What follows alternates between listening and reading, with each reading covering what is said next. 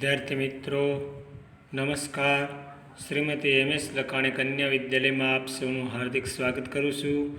ધોરણ 10 વિષય ગુજરાતીમાં આપણે પાઠ નંબર 4 ભૂલી ગયા પછી, લેખક રઘુવીર ચૌધરી, સાહિત્ય પ્રકાર એકાંકી નાટક અને આધાર ગ્રંથ છે ત્રીજો પુરુષમાંથી લેવામાં આવેલો. એકાંકીમાં આપણે એ પાઠનો પાઠ 1 જોયો હતો.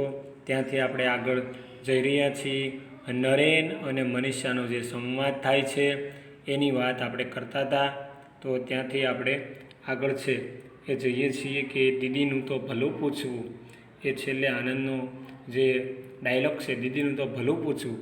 અહીંના ઊંચામાં ઊંચા શિખર પર જઈને કૂદે, જેને કાજે આવું આકૃત તપ કરીને સિદ્ધિ મેળવી, એ પૂછે કે મનીષા કોણ? તો પછી આનંદ એમ કહે છે એમનો ભાઈ મનીષાનો કે ભાઈ દીદી એમની બહેનનું કે ભલું પૂછવું. અહીંના ઊંચામાં ઊંચા શિખર પર જઈને કૂદી પડે કે જેને કાજે, કાજે એટલે માટે, જેણે આકરું આવું તપ કર્યું છે મનીષાએ નરેન માટે અને સિદ્ધિ મેળવી છે, પોતે જે ડરપોક હતી એના બદલે નીડર બની ગઈ છે. અને પછી એ નરેન પાસે પૂછે મનીષા કોણ? ત્યારે નરેન કીધું ખરેખર હું તો ભૂતકાળ બાદ કરીને જીવતો હતો. નરેને એને કીધું કે હું તો ભૂતકાળને ભૂલી ગયો છું, બાકી કરી નાખી છે. આનંદ મનીષા યાદ કરીને જીવતી હતી. નરેન અને મનીષામાં એટલો ડિફરન્સ હતો કે નરેન ભૂતકાળ બાદ કરીને જીવતો હતો, જ્યારે મનીષા ભૂતકાળને વાગોળતી હતી, એ ભૂતકાળને યાદ કરીને જીવતી હતી. એ મનીષા અતીતના અંધકારમાં અટવાયેલી હતી, અતીતને સંભારણા રૂપે એ યાદ કરતી હતી. મનીષા યાદ કરીને જીવતી હતી. ખરેખર તો એમ કહેવું જોઈએ કે ભવિષ્ય માટે જીવતી હતી. પપ્પાએ તમારી સાથેની સગાઈની ના પાડી એનો આઘાત સમજવાની ત્યારે મારી ઉંમર ન હતી. આનંદે કીધું કે એમના પપ્પા વિરાટ બાબુએ જ્યારે તમારી બંનેની સગાઈની ના પાડી ત્યારે એનો આઘાત, એને જે દુઃખ થયું એ કહેવાય કે આઘાત સહન કરવાની, સમજવાની મારામાં કોઈ વય ઉંમર ન હતી. એ બાળની અવસ્થા, શૈશવ અવસ્થા હતી. એ પોતે કહેવાય કે નાનો હતો એટલે ખબર ન હતી, છતાંય મેં એની તરફેણમાં દલીલ કરી હતી, છતાંય મેં એનો પક્ષ ખેંચ્યો હતો, બેનનો, દીદીનો. પપ્પાએ મને કહેલું જા મનીને કહે કે 1 ગરોળી પકડી લાવે, તુરત હા પાડી દઉં. ત્યારે એના પપ્પાએ એ આનંદને કીધેલું જા મની એટલે મનીષાને કે 1 ગરોળી પકડી લાવે તો તરત હા પાડી દઉં સગાઈની. એમની વાત સાચી હતી. મનીષા ત્યારે સુકુમાર તો હતી. સુકુમાર એટલે કે એટલી એ કહેવાય કે નાજુક કન્યા, નમણી અને નાજુક. નમણી તો હતી જ, પણ નાજુક કન્યા, સુકુમાર, ડરપોક પણ હતી. અને પપ્પાને ખાતરી હતી કે સિંહની એકાદ ત્રાડ સાંભળીને જો મનીષા મરી જશે, કારણ કે જંગલમાં, વનમાં કહેવાય છે કે અરણ્યમાં એ સિંહ ને હાથી, હિંસક પ્રાણીઓ કહેવાય કે ડાલામાથા કેહરી ત્યાં ઝપટો કરતા હોય, અને ત્યાં એકાદ સિંહની ત્રાડ હોય તો મનીષાનો જીવ ત્યાંને ત્યાં વયો જાય. કોઈ એને મદદ કરવા પણ દોડે નહીં, કારણ કે આ તો જંગલ, એ અવાવરું વન છે, ફોરેસ્ટ ખાતું, ત્યાં કોઈ હોય નહીં માણસો. અને મનીષાને કોણ બચાવે? એટલે એના પિતા એવી એ કહેવાય કે ડરપોક છોકરીને એની સાથે પરણાવવા માટે ના પાડતા હતા. અને નરેન્દ્રકુમારે વિધુરનું જીવન જીવવું પડશે. નરેન્દ્રકુમારે વિધુર એટલે કે જેની પત્ની મૃત્યુ પામી હોય એના માટેનો એક શબ્દ સમૂહ છે વિધુર અથવા સધુર. બંને યાદ રાખજો બેટા. જેની પત્ની મૃત્યુ પામી હોય એના માટે વિધુર કહેવાય શબ્દ સમૂહ, અથવા સધુર કહેવાય. જેનો પતિ મૃત્યુ પામે સ્ત્રી માટે વિધવા કહેવાય. જેની પત્ની પ્રવાસે ગઈ હોય એના માટે પ્રોષિત પત્નિકા કહેવાય. જેનો પતિ પ્રવાસે ગયો હોય એના માટે પ્રોષિત ભત્રુકા કહેવાય. આવા બધા જ શબ્દ સમૂહ છે એ તમે યાદ રાખજો. પણ હવે આખી વાત બદલાઈ ગઈ છે. પપ્પા ઘણા વખતથી તમારું સરનામું શોધતા હતા. કીધું આનંદે કે હવે તો આખી વાત બદલાઈ ગઈ છે, એનામાં પરિવર્તન આવી ગયું મનીમાં, અને એ પરિવર્તિત થઈ એ સરનામું શોધતા હતા. અને એને થયું કે હવે નીડર, બહાદુર, શૌર્યવાળી થઈ ગઈ, અને હવે એને પરણાવી એ મનીષા પાસેથી જાણશે તો સીધા જ અહીં આવશે. એ મનીષા પાસેથી જાણશે કે તમે અહીંયા છો તો સીધા અહીં આવશે તમને મળવા માટે, એમ આનંદ કહે છે. કારણ કે જંગલ છે, વન છે, સિંહ કહેવાય કે હાવજ, તુલસીશ્યામના જંગલોમાં કહેવાય કે એકાદ હાવજના જો ત્રાડ સાંભળી ગયા હોય તો ચશ્માના નંબર વી જાય. ગીરના જંગલમાં એકાદ સિંહને જોઈ ગયા હોય તો પગની કપાસ સુવી જાય એટલું માણસ દોડ્યો છે. ખબર નથી રહેતી કયો પગ દુખે છે, કારણ કે એ ડર છે એ માણસને એ સાજા કરી દેતા હોય છે. નરેન, આ બધું માન્યમાં આવે એવું નથી, વધુ પડતું સારું લાગે. નરેને કીધું કે મને કાંઈ યોગ્ય લાગતું નથી, પણ અત્યારે વાતથી સારું લાગે. ઘણી વાત એવી હોય છે બેટા કે ખાલી વાતો થાય, પણ જ્યારે અમલમાં મૂકવું એના માટે ખૂબ વિચારવું પડે છે. આપણે અમલમાં એમના મૂકી શકતા નથી, માત્ર બધી વાતો થાય. જેને માટેની મારી યોગ્યતા મેં કદી કલ્પી પણ ન હતી. કહેવાય કે નરેન કહે છે કે જેને માટેની મારી યોગ્યતા મેં ક્યારેય કલ્પના પણ નહોતી કરી, સંભાવના પણ નહોતી કરી, એ મારી સાથે કે લગ્ન માટેના પિતાજી હા પાડે. જીપનું હોર્ન સંભળાય છે, જીપ આવે છે અને એનું હોર્ન જે વાગે છે. આનંદ, દીદી હોર્ન વગાડતી લાગે છે, હું જાઉં. આનંદ એના ભાઈએ કીધું કે દીદી હોર્ન વગાડે છે મનીષા, હું જાઉં. નરેન, ખરેખર તો મારે જવું જોઈએ. નરેને ત્યારે કીધું કે ના, ખરેખર તો મારે જવું જોઈએ, પણ જો અહીં આવવા માગતા ન હોય તો, કે હું કદાચ જાઉં અને જો અહીંયા ન આવ્યા તો એને કહેવાય છે કે એ શરમ થાય, સંકોચ થાય, એટલે કે મારે જવું. કેમ જવું એમ એને શરમ થાય. કહેજો કે કાલે સવારે અભિનંદન આપવા કેમ્પ પર આવીશ. નરેને કીધું કે કદાચ ખરેખર તો મારે જવું જોઈએ, પણ જો અહીંયા આવવા ન માગતા હોય તો જાવું મારા માટે યોગ્ય નથી, ઉચિત નથી. તો એને મેસેજ આપજો કે અભિનંદન આપવા સવારે હું કેમ્પ પર, તમે જે પર્વતારોહક કેમ્પ છે ત્યાં હું આવીશ. સલોની, 5 વાગે અમે તાલીમ માટે નીકળી જઈએ છીએ. સલોનીએ કીધું કે અમે બરાબર 5ના ટકોરે વહેલી સવારે પ્રભાતે ભળભાખડું થાય એ પહેલાં, ભળભાખડું એટલે કે સૂર્યદાદા ઉગે અને જે સવાર પડે છે, પ્રભાત થાય ત્યારે કહેવાય છે કે એની પહેલાં, ભળભાખડું થાય એ પહેલાં અમે પહોંચી જઈએ છીએ નરેન, અને 10:30 આવી જાઓ છો. નરેન કહે છે કે ભાઈ 5 વાગે તમે તાલીમ માટે જાઓ, 10:30 આવી જાઓ. સલોની, ખબર તો ઘણી રાખો છો. નરેન, મારી જવાબદારીનો આ ભાગ છે. નરેન કહે કે હું ફોરેસ્ટમાં છું, ફોરેસ્ટ અધિકારી છું, એટલે મારી આ જવાબદારીનો ભાગ છે. ધ્યાન રાખવું એ તમારી ખબર રાખવી. કનોજ પ્રવેશ કરતા, જે કનોજ છે એ કહેવાય કે પ્રવેશ કરે છે અને એ આનંદનો મિત્ર છે, એ મનીષાના ભાઈનો મિત્ર છે નરેનનો. કનોજ પ્રવેશ કરે છે. પ્રવેશતા સલોની, ચાલ તારે નથી આવવું. કનોજે કીધું કે સલોની તારે નથી આવવું.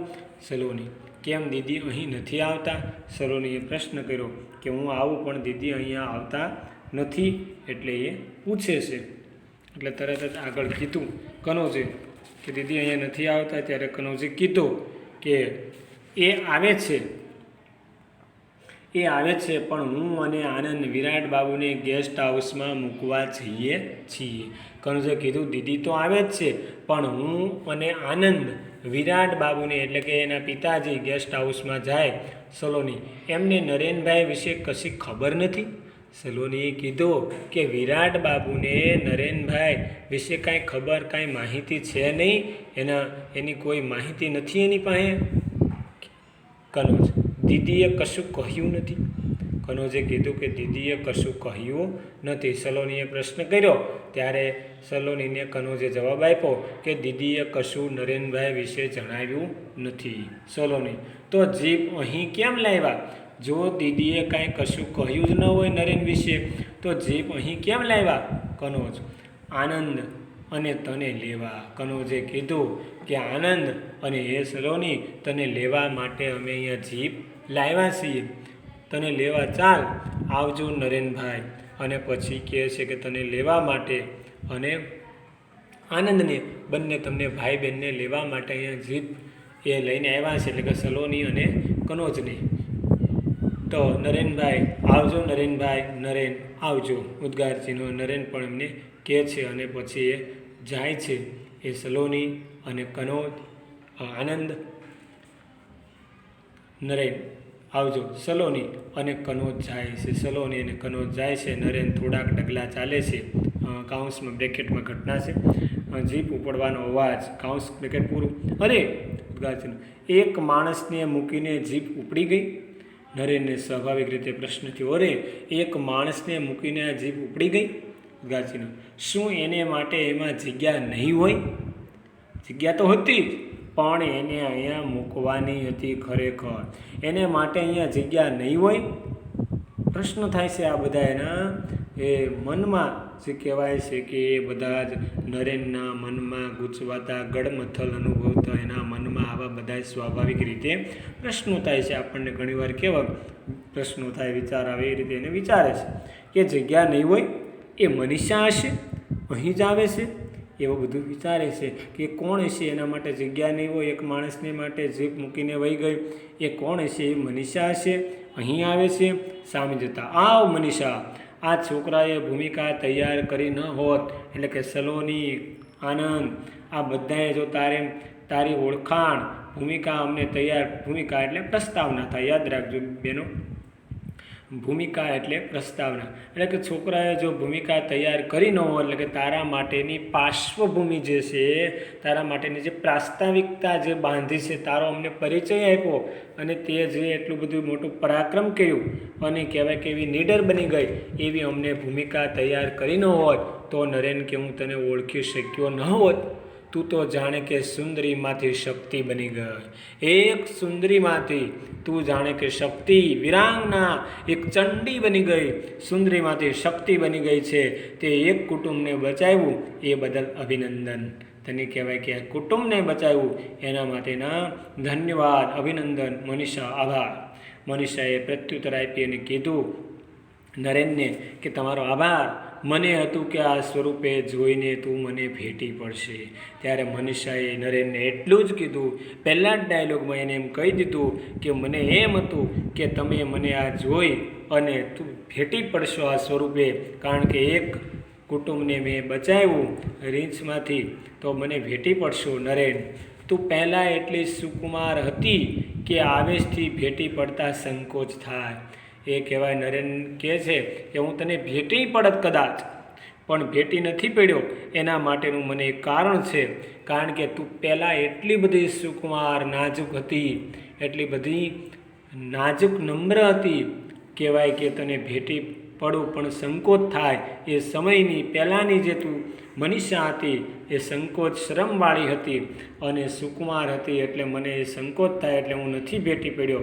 અને હવેથી હું એવી દીપ્તિવંત લાગે છે કે તારા તેજની અદબ રાખવાનું મન થાય. બંને કારણ બતાવ્યા છે નરે, કે પહેલાં સુકુમાર હતી એટલે સંકોચ થાય ભેટી પડતા, અને હવે એવી દીપ્તિવંત, એવી આભામય, એવી તેજોમય લાગે છે કે તારી તેજની અદબ રાખવાનું, એ આમન્ય રાખવાની મને ઈચ્છા થાય. સાચે જ એક એક પલકારે પ્રશ્ન થયા કરે કે તું એ જ મનીષા છે, તું એ જ મનીષા છે. એ નરેન પ્રશ્ન કરે, એને બંને કારણો બતાવ્યા, પહેલાંની મનીષા અને અત્યારની મનીષા. છું અને નથી, જે તમને પ્રશ્ન હતા, તો હું છું અને ફરી પાછી નથી, છું અને નથી, નહોતી તે થઈ શકી, એનો મને આનંદ છે. મનીષાએ કીધું, એણે જ્યારે પ્રશ્ન કર્યો ને નરેને છેલ્લે કે તું એ જ મનીષા છે, તું એ જ મનીષા છે, ત્યારે એણે કીધું કે છું અને નથી, નહોતી એને થઈ શકી, એનો આનંદ છે. ગરોળથી ડરનાર હવે મગર સાથે પણ લડી શકે એમ છે, કે એક ગરોળથી ડરનાર માણસ, વ્યક્તિ, એ મગરની મગરની સાથે પ્રતિકાર કરી શકે, એનો સામનો કરી શકે, એવી મજબૂત, એવી ખડતલ બની ચૂકી. નરેન, બહુ આનંદ થયો તને આમ ખડતલ થયેલી જોઈને, એટલે કે દ્રઢ, મજબૂત, એવી કહેવાય કે મનોબળવાળી બનેલી જોઈ. અને નરેન કે મને બહુ આનંદ થયો, કારણ કે નરેનનો તો એ સ્વભાવ હતો, કારણ કે પોતે એ ફોરેસ્ટર, એટલે એ પોતે તો ખડતલ હોય જ, એમાં કોઈ શંકાને સ્થાન નથી, બેમત નથી. એટલે એના જેવું પાત્ર એને પણ ખડતલ મળે તો એનો એ આનંદ. મનીષા, પણ મારા પપ્પાને થયો છે એટલો નહીં. તને આનંદ થયો એ વાત ચોક્કસ, પણ મારા જે પપ્પાને આનંદ થયો એટલે તને થયો નથી. અને દીકરીને બધા જ પાત્રો હોય, પણ એમાં પિતાની હાર કોઈ આવતા નથી. હંમેશા પોતાના પિતાનું એ છે, દીકરી એ વધારે એને ચાહતી હોય છે, પોતાના પિતાનું હંમેશા ઊંચું રાખતી હોય છે. ગમે ત્યાં હોય, ડાય તોય દીકરી એને રાખીને કાવ કરા, પણ સર્પના સંઘરા એને કોઈ ન કરે કિસનિયા.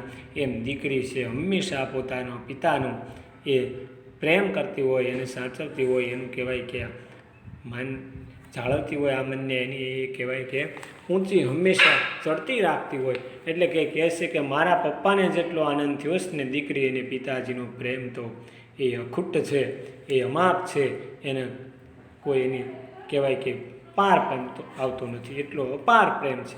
બસ સ્ટેન્ડ પર એમણે મને ઊંચકી લીધી અને બધાએ પેસેન્જરોને બતાવી કે મારા પપ્પાને જેટલો આનંદ થયો એટલો એ નરેન તને આનંદ થયો નથી, કારણ કે એણે મને બસ સ્ટેન્ડ પર ઊંચકી લીધી અને બધાએ પેસેન્જરોને બતાવી. ગાંડા માણસની જેમ મોટેથી બબડાટ કર્યો. ગાંડા થઈ ગયા હોય એની જેમ મોટેથી બબડાટ, એટલે કે બબડાટ એટલે બકવાસ કરવો. મોટેથી એ બબડાટ કરવા લાગ્યા અને બધાને કહેવા લાગ્યા અને પોતાનું ઓડિયન્સ બનાવી અને ભાષણ કર્યું. એને કહેવાય ગાંડા માણસની જેમ બકવાસ કરવાનું શરૂ કર્યું. એ મગજ વિયોગ્યો એમ ઓડિયન્સ શ્રોતાઓ બનાવી અને ભાષણ કર્યું. એમાં શાસ્ત્રનો પણ હવાલો આપ્યો. એને કહેવાય કે શાસ્ત્ર એક ફ્રેન્ચ વિચારક છે શાસ્ત્ર, એનો જે કે એને હવાલો સોંપ્યો. કહ્યું કે કાયર માણસ બહાદુર થઈ શકે છે અને સુકુમાર શક્તિશાળી થઈ શકે. એક શેર પણ બોલ્યા ઇકબાલનો. કહેવાય કે એણે જણાવ્યું કે કાયર માણસ પણ ક્યારેક બહાદુર બળવાન થઈ શકે છે, શક્તિશાળી, અને સુકુમાર હોય ને નાજુક એ પણ શક્તિશાળી થઈ શકે. એમ કહી અને એક શેર બોલ્યા, ખુદી કો કર બુલંદ ઇતના હી હર તકદીર સે પહેલે. પોતાને એટલા બધા બુલંદ પડછંદ યોદ્ધા જેવા બનાવી દો. ખુદી કો કર બુલંદ ઇતના હી હર તકદીર સે પહેલે. દરેક તકદીરની ભાગ્યની પહેલાં, તકદીર એટલે ભાગ્ય, નસીબ, લક. ખુદા બંદે સે ખુદ પૂછે બતા તેરી રજા ક્યાં હે. ખુદા એ બંદાને ખુદ પૂછે છે કે બતાવી દે તારી મરજી, તારી ઈચ્છા શું છે, રજા ક્યાં હે. એટલે ખુદા બંદે છે ખુદ પૂછે બતા તેરી રજા, તારી મરજી શું છે, ઈચ્છા શું છે. પ્રશ્ન કરે નરેન, વાહ, હું ત્યાં હાજર હોત તો તારી પ્રશંસા સાંભળીને ધન્ય થઈ જાત. નરેને ઉદ્ગાર ચિહ્નમાં જવાબ આપ્યો, વાહ તારો શેરા, હું હાજર હોત તો કહેવાય તારા વખાણ સાંભળીને હું પણ ધન્ય બની જાત મનીષા, અથવા મારા પપ્પાને સીધા દવાખાને લઈ જા. ધન્ય બની જાત એ તો ઠીક, પણ મારા પપ્પાને સીધા તું એ દવાખાને પહોંચાડી દે, દવાખાને લઈ જાત. કારણ કે આવેશ સમી જતા એ રડવા લાગ્યા હતા. એ જેને આવેશ હતો મારા એ આનંદનો, એ ક્યારેક માણસ કહેવાય આનંદને એટલા બધા અતિ આનંદને કારણે પણ માણસ એવું કહેવાય કે મગજ ઉપર અસર થઈ જાય, અને ક્યારેક એટલા બધા દુઃખને કારણે એ કહેવાય છે ડગલે ચસકી જાય, મગજ ચાલ્યું જાય. એમ અહીંયા આનંદ હતો. આવેશ સમજી જતા એ રડવા લાગ્યા. એ તો અમે સોગંદ દઈને જીપમાં બેસાડી દીધા, નહીં તો છાપા માટે એક બીજા સમાચાર બનત. કહેવાય કે અમે એને સોગંદ દઈને જીપમાં બેસાડ્યા, નહીં તો છાપા માટે એક સમાચાર બની જાત. શું? ઇન્વર્ટેડ કોમા સિંગલ, કે દીકરીના પરાક્રમથી પાગલ બની ગયેલા પિતા. અમે એને સમાચાર આ સાંભળી અને પાગલ બની જાત, પણ અમે એને જીપમાં બેસાડી દીધા, નહીંતર એક બીજા સમાચાર આવા છાપામાં આવી જાત સાથોસાથ કે દીકરીના પરાક્રમથી પાગલ બની ગયેલા પિતા. અને એમનો આનંદ ખરેખર તો પોતે ખોટા પડ્યા તેનો હતો. એમાં એનો આનંદ જે છે પોતે ખોટા પડ્યા, કે પોતે એમ માનતા હતા પોતાની દીકરી તો એ ડરપોક છે, એ કાયર છે, એ કહેવાય કે માયકાંગલી છે, એ ક્યારે એનામાં કહેવાય કે જોમ, તાકાત કે સુરવીરતા, બળવાન પણ બળકટપણું આવે નહીં એવું ઈચ્છતા હતા. પણ આજે ખોટા પડ્યા. નરેન, કઈ બાબતે? મનીષાએ તરત જવાબ દીધો. નરેને પૂછ્યું, કઈ બાબતે ખોટા પડ્યા તારા પિતા વિરાટ બાબુ? મનીષાએ કીધું કે ગરોળથી ડરનારે રીંછને ડરાવાય. જવાબ હતો, ગરોળથી ડરનારી રીંછને ડરાવાય એ બાબતે મારા પિતા ખોટા પડ્યા. પપ્પા મોટેથી કહેતા હતા કે સાંભળો એ મુસાફરો, દુનિયાથી થાકેલા લોકો. એના પિતા મોટેથી એ ઓડિયન્સને કહેતા હતા, સંબોધતા હતા, સંબોધન કરીને કીધું કે એ મુસાફરો સાંભળો, માણસ માટે કશું અશક્ય નથી.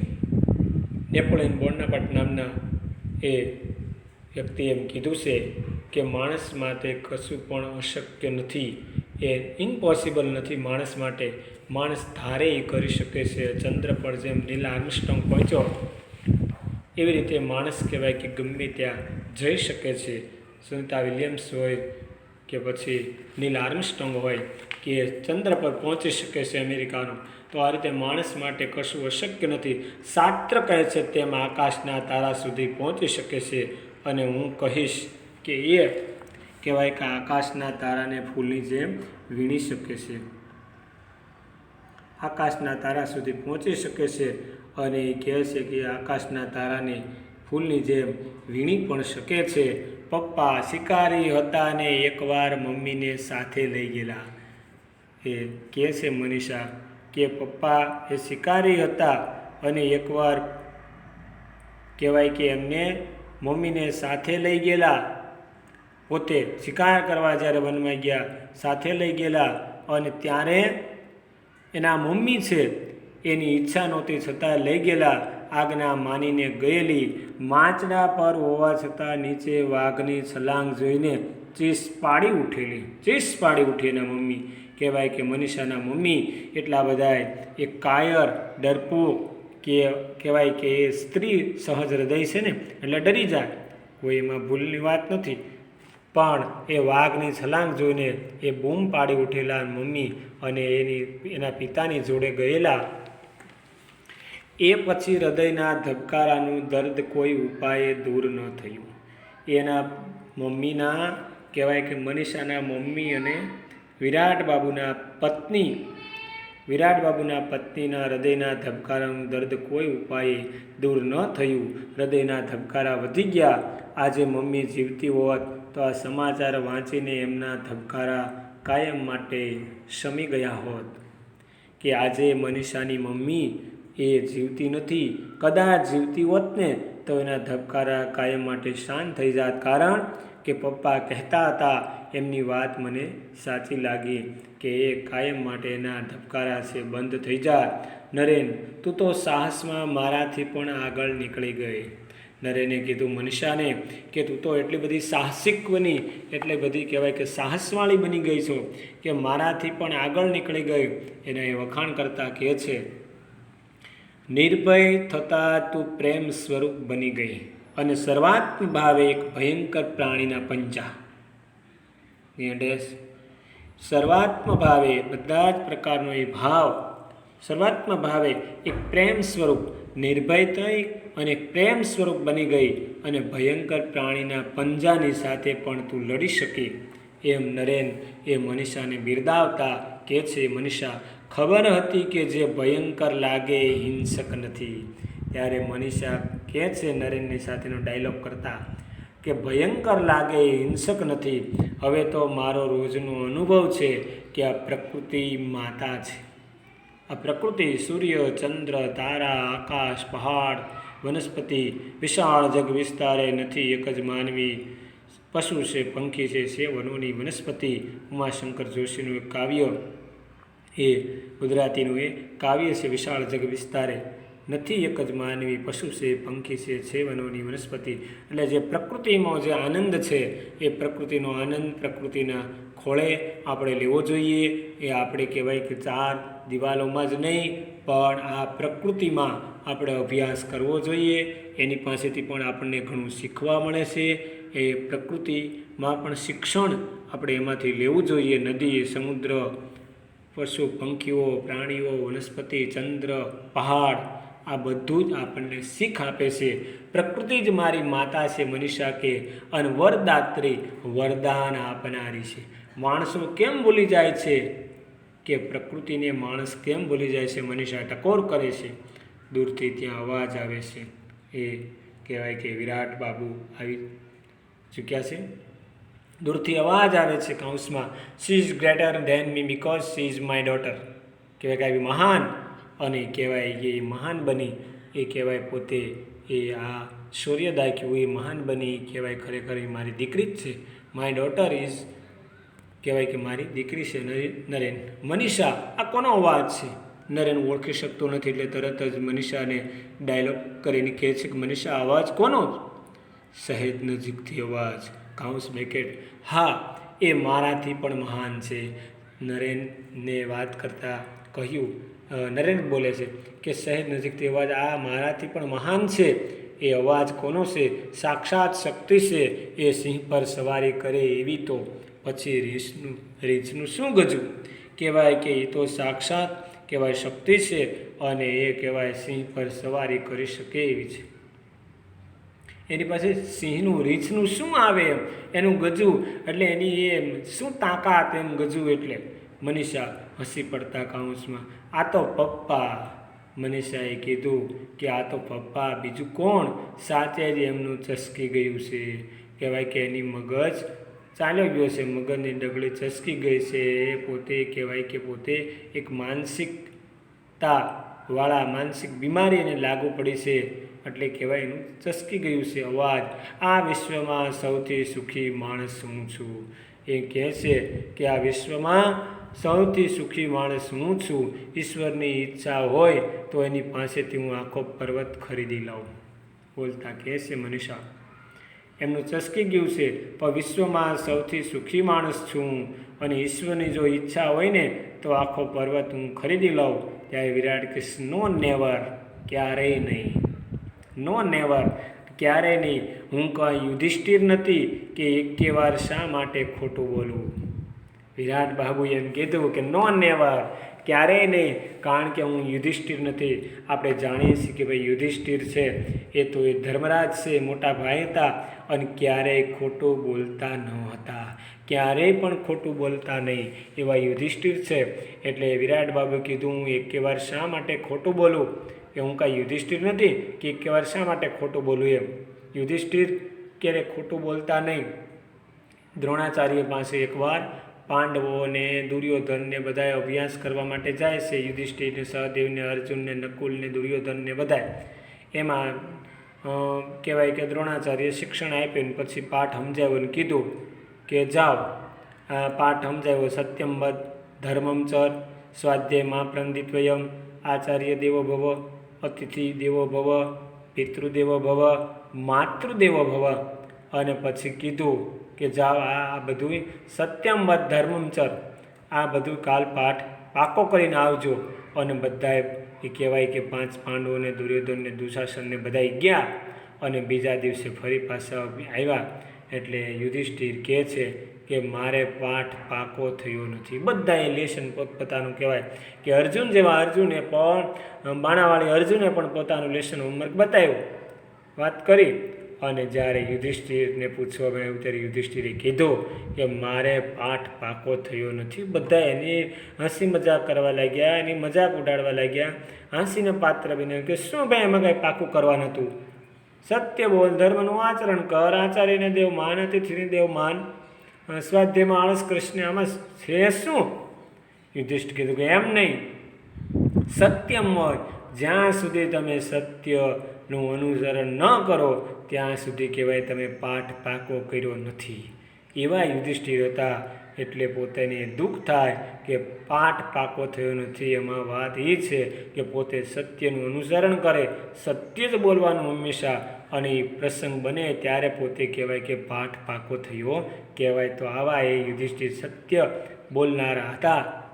જેમ રાજા હરિશ્ચંદ્ર સત્યવાદી કહેવાય, દાનવીર કર્ણ કહેવાય, એમ પ્રતિજ્ઞામાં એ ભીષ્મ કહેવાય, એમ કહેવાય યુધિષ્ઠિર પણ સત્ય બોલનારા હતા. આનંદ, યાદ કરીને જુઓ, આ સજ્જનને ઓળખો છો? આનંદે તરત કીધું કે યાદ કરીને જુઓ. કોને કહે છે? નરેનને. વિરાટ બાબુને ઓળખો છો સજ્જનને? નરેન, નમસ્તે મુરબ્બી પધારો. નરેને કીધું કે નમસ્તે મુરબ્બી. મુરબ્બી એટલે કે કોઈ મોટા ઉંમરના વ્યક્તિઓ માટેનું વપરાતું સંબોધન છે. મુરબ્બી એટલે વડીલ થાય. નમસ્તે મુરબ્બી પધારો. વિરાટ, નમસ્તે યંગમેન, એટલે કે યુવાન છે, એટલે કીધું કે ભાઈ નમસ્તે. બંને એકબીજા સામે ડાયલોગ કર્યા અને નમસ્કાર કર્યા. આનંદ, પપ્પા આ નરેન્દ્ર કુમાર છે. નરેનનું ઓળખાણ આપતા કહે છે કે નરેન્દ્ર કુમાર, જે નરેન તરીકે કહેતા એ નરેન્દ્ર કુમાર આબુના ફોરેસ્ટ ઓફિસર છે, જેમની આગળ તમે એકવાર ખોટું બોલેલા. આ આબુના ફોરેસ્ટ ઓફિસર છે અને એ વ્યક્તિ નરેન્દ્ર કુમાર, જેમની આગળ તમે એકવાર ખોટું બોલેલા. ઓહો વિરાટ, ઓહો પેલો કવિ, વિરાટે કીધું કે અરે આ તો પેલો કવિ છે, કહેવાય કે એ પોતે કવિતા બનાવતા એ કવિ, મનીષા પર કવિતા લખતો એ, કહેવાય કે આ તો પેલો કવિ છે જે મનીષા પર કવિતા લખતો એ.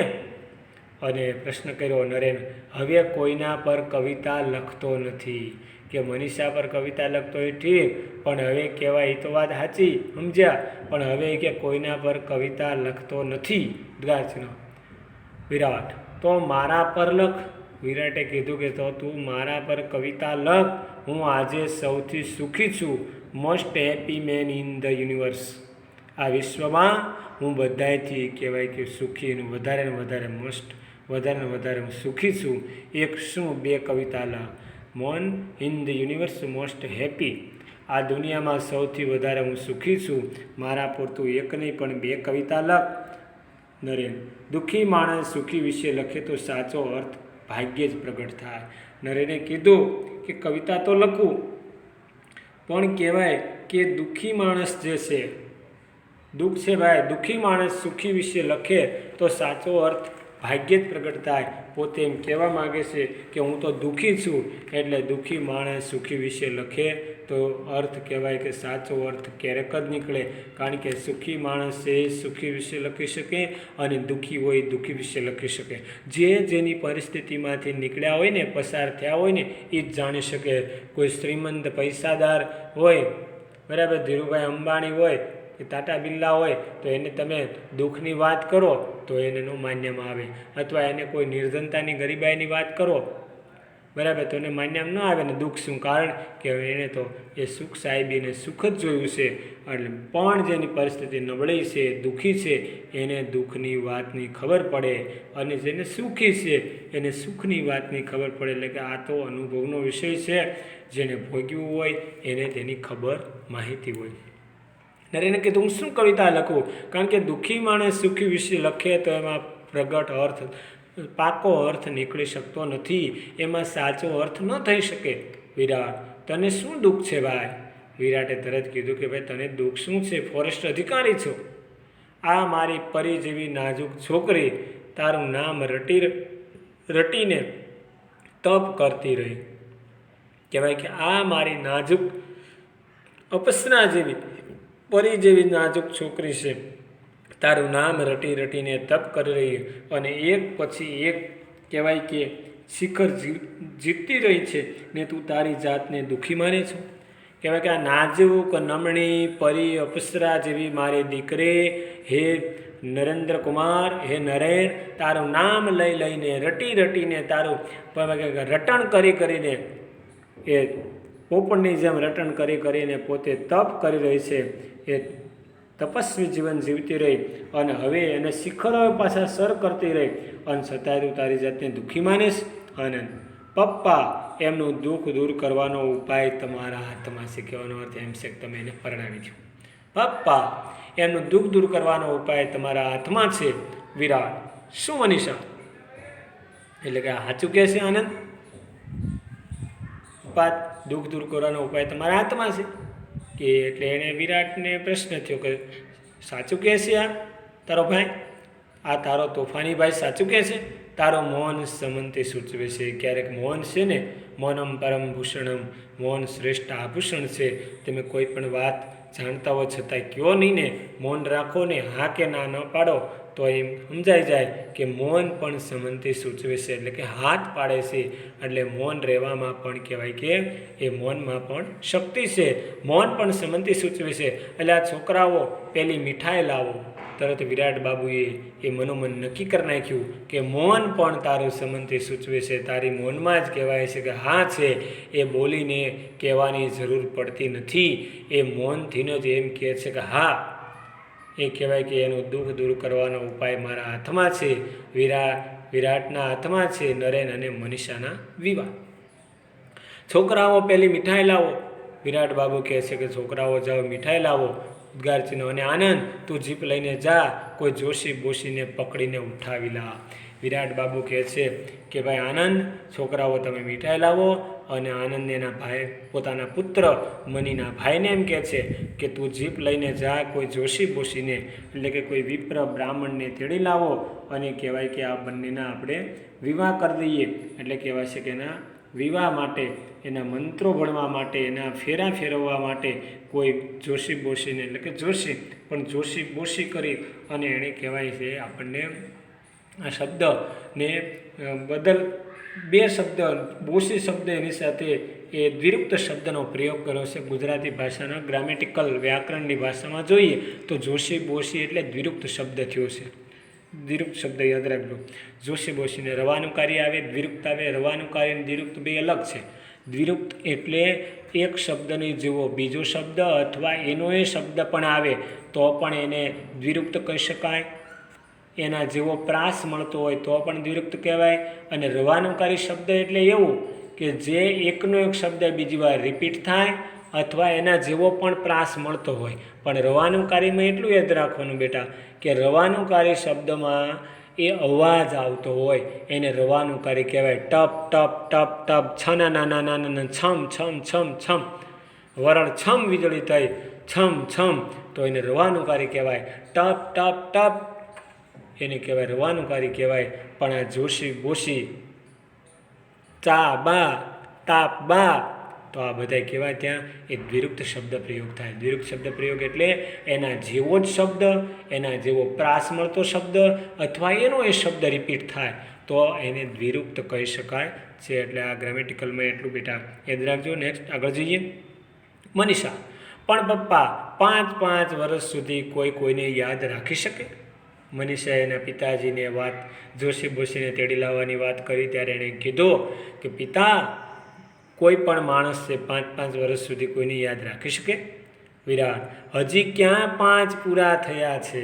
એના પિતાજી મનીષાને એ કહેવાય કે વાતની સંમતિ ન સૂચવતા એમ કહે છે કે હજી 5 પૂરા થયા નથી. એ કહેવાય છે કે આનંદ સલોની અને નરેનના પક્ષ લેતા એમ કીધું કે હજી 5 પૂરા થયા નથી, 6 માસ બાકી છે. એક 6 માસ બાકી છે. આપણે અભ્યાસની ભાષામાં વાત કરીએ, આપણા વેકેશનની બાબતમાં આપણા અભ્યાસ આપણું કહેવાય કે સત્ર કહેવાય તો એ 6 માસ બાકી છે. એ પહેલાં તો હું તને પરણાવી દઈશ. એના વિરાટ બાબુએ કીધું કે હજી 6 મહિના બાકી છે. નરેન, એની ઉતાવળ નથી. મનીષા મનમાં હતી અને રહેશે. કહેવાય કે 6 મહિના બાકી છે છતાંય કહેવાય કે એની કોઈ ઉતાવળ નથી અને હજી 6 મહિના બાકી છે ત્યાં હું કે પરણાવી દઈશ. છતાંય કીધું કે મનીષા તો મનમાં હતી અને રહેશે. 6 મહિના પછી પરણાવો તોય હું ભૂલી જઈશ નહીં. નરેન એમ કહે છે, જો પ્રેમ કોઈ મુદતી વસ્તુ હોત તો અમે આમ શિખરો ઘણી ગતિ કરી ન હોત. પ્રેમને જો વાચા હોત તો જગત જોગી બની જાત, પછી હલકીને હિમાલય જાત તો ભગવા ફેરીને ભૂંદરા. એટલે પ્રેમને જો વાચા હોત તો જગત જોગી બની જાત. એટલે કે પ્રેમ કોઈ મુદતી વસ્તુ નથી. મુદતી એટલે કે અવધિ, સમયગાળો. મુદત એટલે સમય.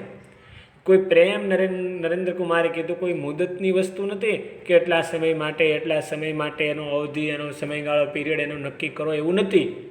પ્રેમ તો એ કહેવાય કે કોઈ પણ વ્યક્તિનો હોઈ શકે. એ માતા અને પુત્રનો પ્રેમ હોઈ શકે, પિતા અને પુત્રીનો પ્રેમ હોઈ શકે, ભાઈ અને બહેનનોય પ્રેમ હોઈ શકે, મિત્રનોય પ્રેમ હોઈ શકે, એ ઘણા બધા સાથેનો પ્રેમ હોઈ શકે. એ પ્રેમ છે એ નિસ્વાર્થ છે. પ્રેમમાં તો કહેવાય છે કે સમર્પણ કરવાનું છે. પ્રેમમાં તો ત્યાગ અને બલિદાન કરવાનું છે. એ પ્રેમ કહેવાય છે કે સ્વાર્થ ન હોવાનો જોઈએ. સ્વાર્થ કે દૈહિક પ્રેમ ન હોય. આ તો કહેવાય કે તો બધા ક્ષણભંગુર છે. પણ પ્રેમ તો એ કહેવાય કે સમર્પણ અને ત્યાગ અને બલિદાનનો.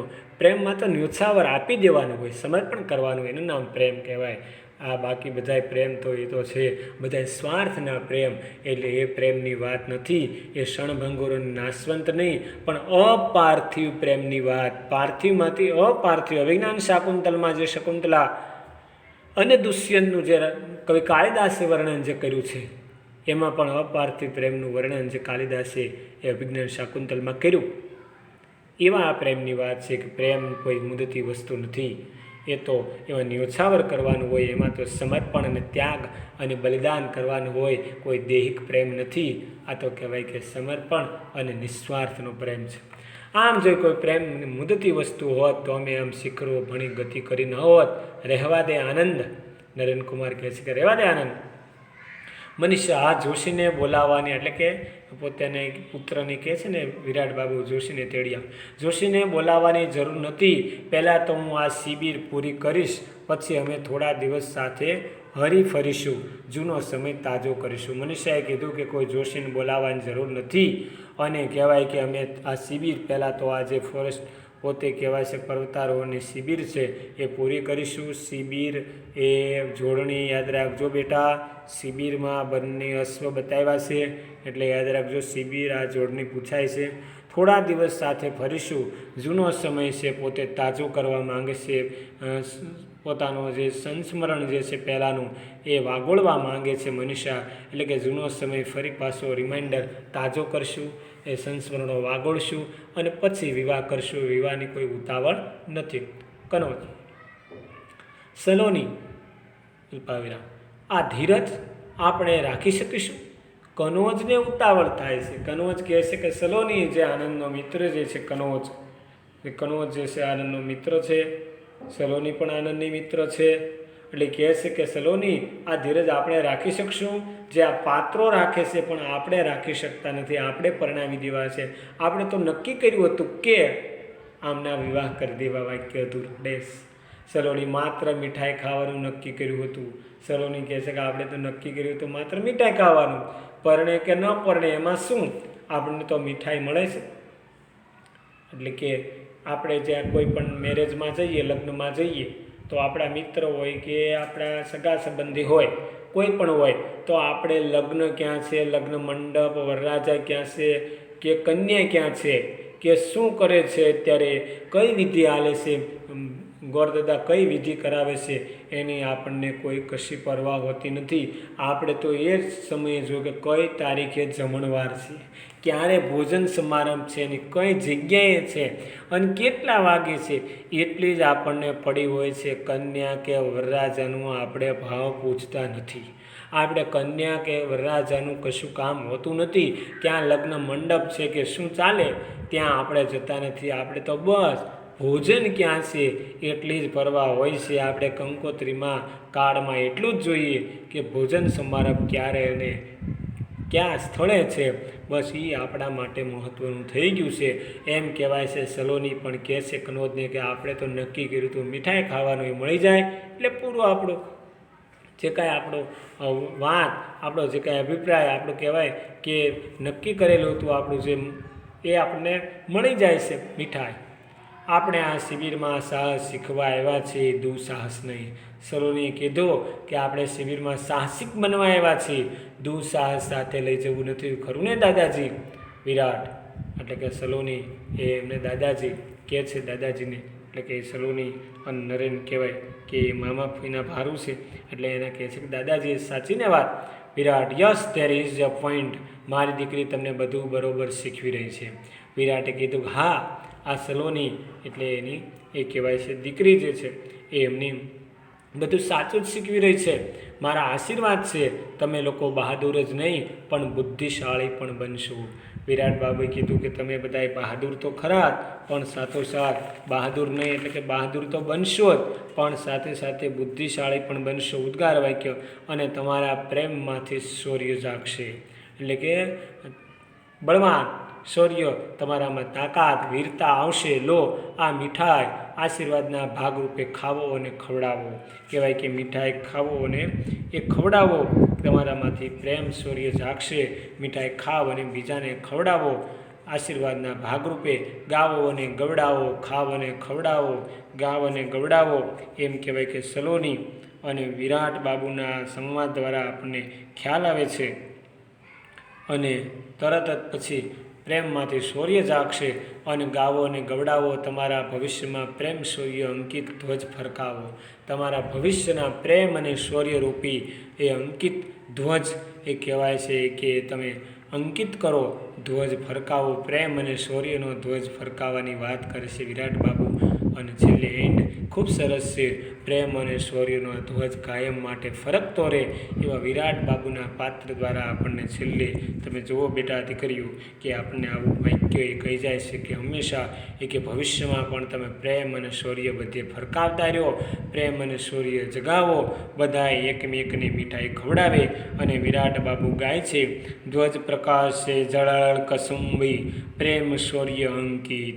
ધ્વજ કે ફેલાશે, પ્રકાશ છે, પ્રકાશ છે એટલે કે ઝળુંબી ઉઠશે, એ પ્રકાશ દીપ્તિવંત બનશે, એવો એ પ્રકાશ આપશે ને કહેવાય કે જળળ કસુંબી. કેવો કસુંબી? તો કે પ્રેમ શૌર્યને અંકિત કરશે. આવો એ કે ધ્વજ ફરકાવવાની વાત નરેન અને મનીષાના એ પ્રેમની, એમના બંને જે પાત્રો, પહેલાંનો એનો ભૂતકાળ અતીત, અને એ ભૂતકાળમાં ન પરણી શક્યા અને ફરી પછી એ નીડર બની અને ત્યારે ફરી પાછું બંનેને મળવાનું થાય અને જે વિવાહ થાય એની આખી વાત જે છે એ ત્રીજો પુરુષમાંથી લેવામાં આવેલી આ એકાંકી નાટ્ય સ્વરૂપ આપણે એ સરસ રીતે એ રઘુવીર ચૌધરી જ્ઞાનપીઠ એવોર્ડ વિજેતાના એક ખંડમાંથી આપણે આ નાટ્યખંડ છે એ આપણે અભ્યાસને પૂર્ણ કર્યો છે. તો અહીંયા સુધી રાખીએ છીએ બાળકો. સારી રીતે તમે આનું એ પાઠનો અભ્યાસ કરજો એવી હું આશા રાખું છું. શબ્દાર્થ એ સમાનાર્થી શબ્દ છે, વિરુદ્ધાર્થી શબ્દ, રૂઢિપ્રયોગ, શબ્દ સમૂહ અને સ્વાધ્યાય, જે કાંઈ શબ્દ સમજૂતી છે એ બધું જ તમારે એ પાકી નોટમાં લખજો બેટા. ત્યારબાદ સ્વાધ્યાયના તમને MCQ આપ્યા છે, એક વાક્યના સવાલ, 2-3 વાક્યના અને એક સવિસ્તાર ઉત્તર છે એ પણ તમે લખજો. આમાંથી 1 કે 2 સવિસ્તાર ઉત્તર જો તમે તૈયાર કરી નાખો ને એટલે બધા જ નાના મોટા જવાબ એની અંદર સમાવેશ થઈ જતા હોય છે. મનીષાનું પાત્રાલેખન એક જ સવાલની અંદર એ નાના નાના બધા જ સવાલો છે આવી જતા હોય છે. તો આ રીતે સરસ રીતે આપણે કહેવાય કે આ પાઠ આપણે પૂરો કર્યો છે. તમે સારી રીતે અભ્યાસ કરજો એવી હું આશા રાખું છું. અહીંયા સુધી રાખીશું, ફરી આગળ મળીશું. આવજો.